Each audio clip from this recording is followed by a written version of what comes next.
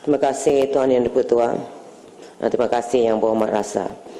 Tuan Yang Dipertua, Kementerian Pembangunan Wanita, Keluarga dan Masyarakat bertanggungjawab menerajui agenda pembangunan masyarakat sejahtera. Oleh itu, usaha untuk memelihara kesejahteraan kumpulan sasar utama golongan orang kurang upaya, kanak-kanak dan warga emas adalah amat dititik beratkan.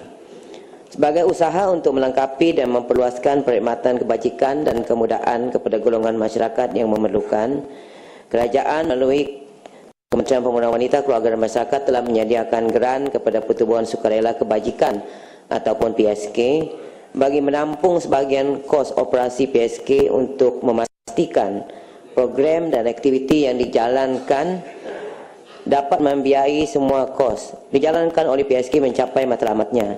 Namun demikian, kerajaan tidak dapat membiayai semua kos yang terpaksa ditanggung oleh PSK dalam usaha menyediakan kemudahan kepada kumpulan sasar mereka.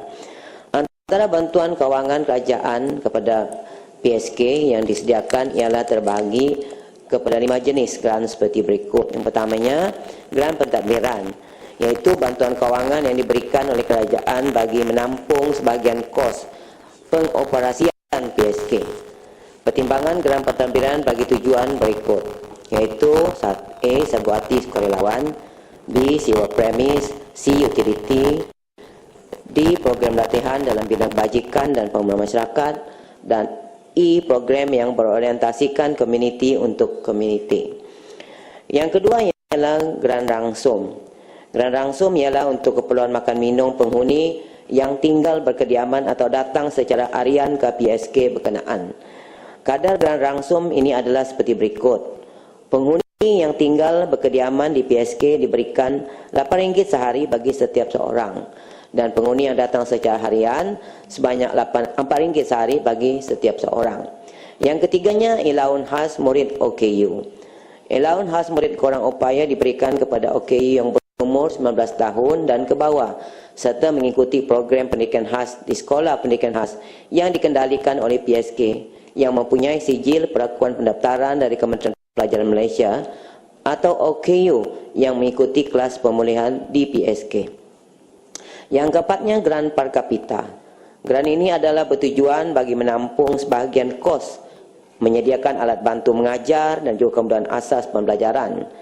Geran ini diberikan kepada sekolah pendidikan khas kendalian PSK yang mempunyai sijil perakuan pendaftaran dari Kementerian Pelajaran Malaysia.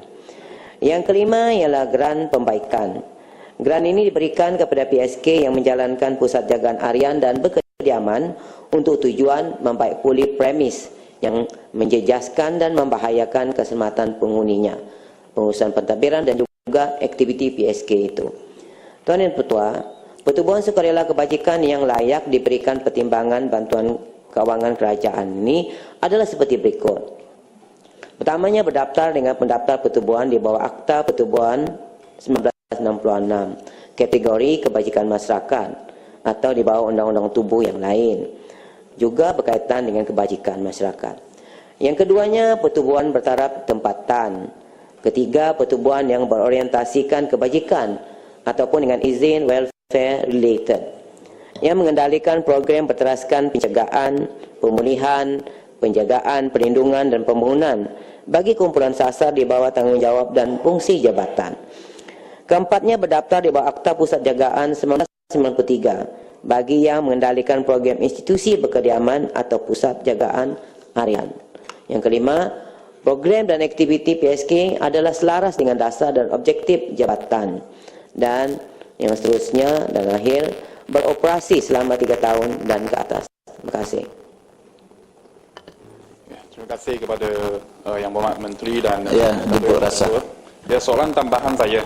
Ya, sebenarnya kebelakangan ini saya memang ada mendapat feedback daripada beberapa pusat penjagaan warga tua ataupun pusat penjagaan OKU ataupun anak yatim di Seremban. Kesemua daripada mereka telah pun memaklumkan kepada saya bahawa sebenarnya sepanjang masa ini mereka tidak menerima apa-apa peruntukan daripada pihak kerajaan pusat ataupun daripada kementerian yang berhormat. Cuma apa yang didapati oleh mereka iaitu bagi warga tua yang berada di pusat jagaan mereka mendapat bantuan daripada Jabatan Kebajikan.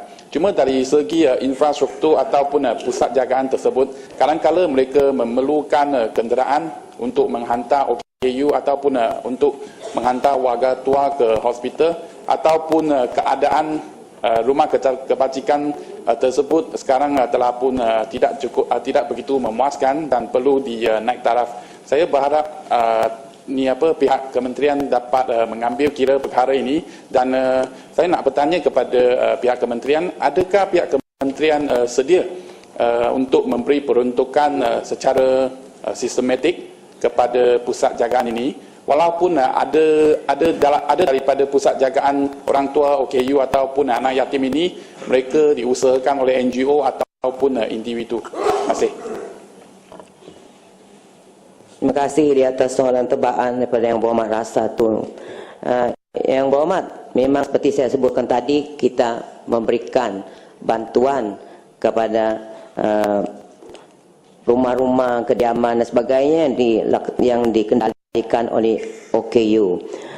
Saya ingin maklumkan kepada Yang Berhormat bahawa setiap tahun kita berbelanja kurang lebih dalam 30 juta untuk membantu rumah-rumah ini ataupun NGOs yang melaksanakan kerja mana seperti mana yang disebutkan oleh Yang Berhormat tadi.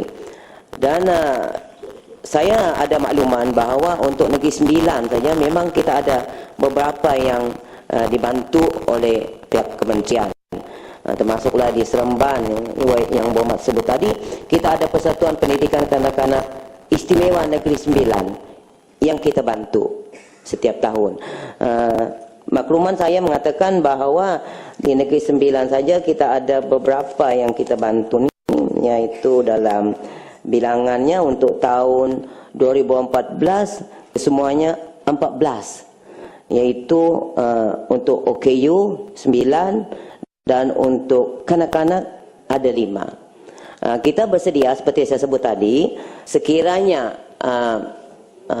NGO ini apa yang mereka kendalikan ini, rumah-rumah ini adalah layak mengikut apa yang telah saya sebutkan, kriteria yang saya sebutkan tadi itu, mereka boleh layak untuk membuat permohonan kepada kementerian untuk dipertimbangkan. Jadi tidak ada masalah. Yang Berhormat, kita sentiasa terbuka untuk membantu.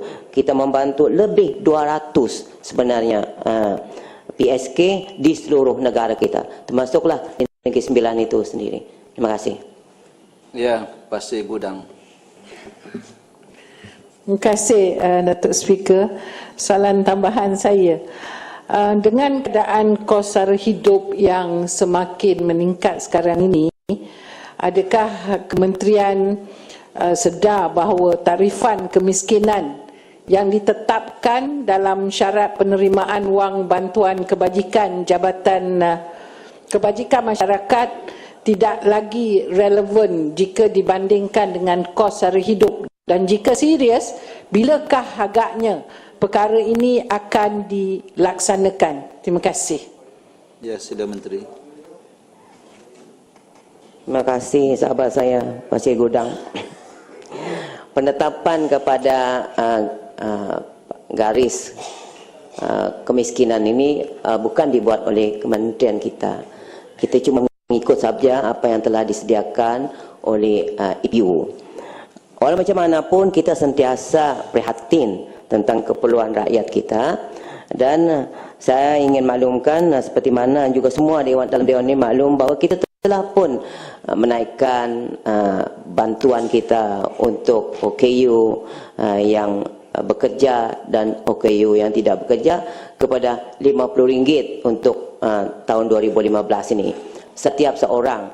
Dan walau nampak kecil tu, tetapi apabila kita campurkan semua, dia menjadi 60 juta setiap tahun kenaikan yang kita berikan. Dan kita juga telah menaikkan rangsum tadi untuk institusi kita, bantuan makan harian tu daripada dulunya RM8 kepada RM16 tahun ini. Inilah menunjukkan keprihatinan kita. Dalam masa yang sama, untuk kumpulan sasaran ini, kita juga mempunyai program-program the way forward.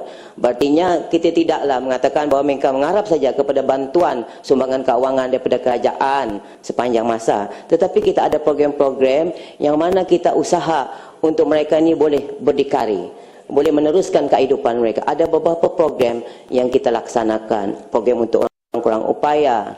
Kita ada grant pelancaran yang kita berikan kepada mereka untuk memulakan perniagaan dan lain-lain program lagi yang ada di bawah kementerian kita untuk makluman Yang Berhormat Pasir Godang dan semua ahli yang berhormat dalam Dewan Yang Mulia ini. Terima kasih.